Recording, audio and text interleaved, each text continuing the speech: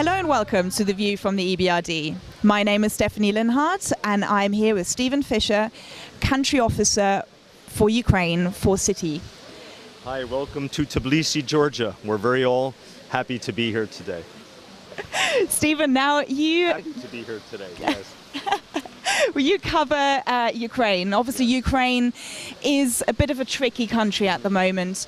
How is the crisis, the tensions between Russia and Ukraine affecting your operation? Well, there are several factors that we're evaluating literally on a month-by-month basis in terms of how to proceed with future business strategy. One of the factors, of course, and this is what we call the wild card, is the Russia-Ukraine tension.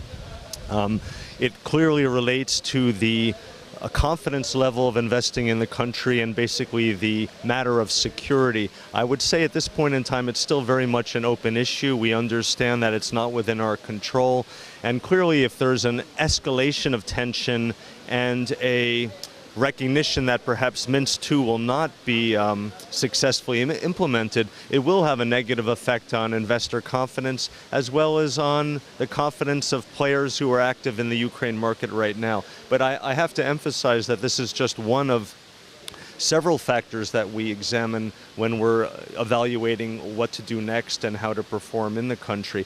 The other three key stabilization factors that I would like to talk about are: one is the continuation of the IMF program. The further disbursements of the IMF program are critical to the progress of the country. Second is what we are seeing right now, which is the efforts of the MOF to reach a sovereign debt restructuring agreement with $15.3 billion worth of private creditors.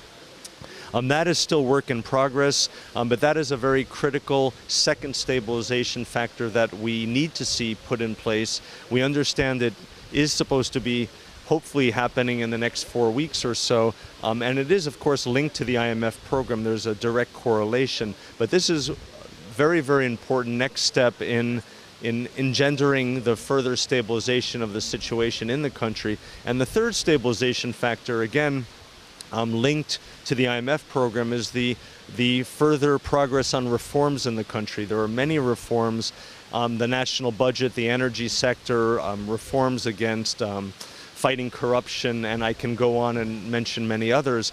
But the reform agenda and concrete further progress on reforms is the third key stabilization factor that we are constantly evaluating. These three key stabilization factors, along with hopefully no further tension on that Russian wild card issue in Donbass on the eastern side, this is what will create what I think a more lasting and more firm basis for a recovery that hopefully we'll start seeing next year.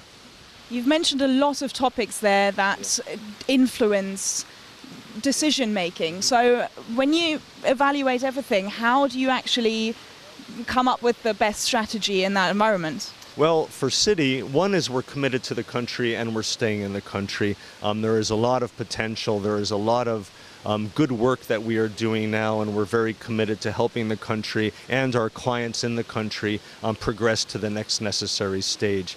But literally at this point in time, there is still much of a wait-and-see attitude in the international lending community, in the banking sector. Again, based on these stabilization factors developing and progressing. So I think the progress is positive. I think we're making very good steps. There is more work that needs to be done, but over the next 6 months, hopefully we will be seeing that in due order.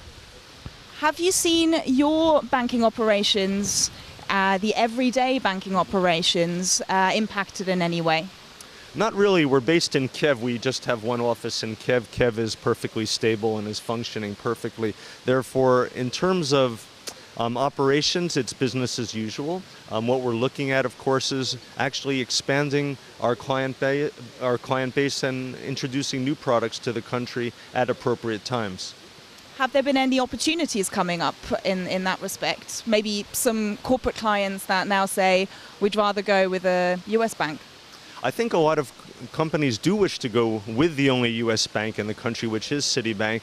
We are lending both in local currency and in foreign currency. The investment environment right now is still, I would say, on hold pattern. We're not seeing many new requests for new investment financing needs. However, I do anticipate that, as I once again refer to these three key stabilization events, later on this year, I think there should be a return to a greater level of confidence, and we'll start seeing a pickup in new investment ideas, and also a return of many of our client base to investment projects that they are contemplating that they've just put on hold over the last 12 months. And obviously we are here at the EBRD event. How do you feel, are IFIs like the EBRD, like the World Bank, supporting Ukraine enough and the Ukraine recovery enough?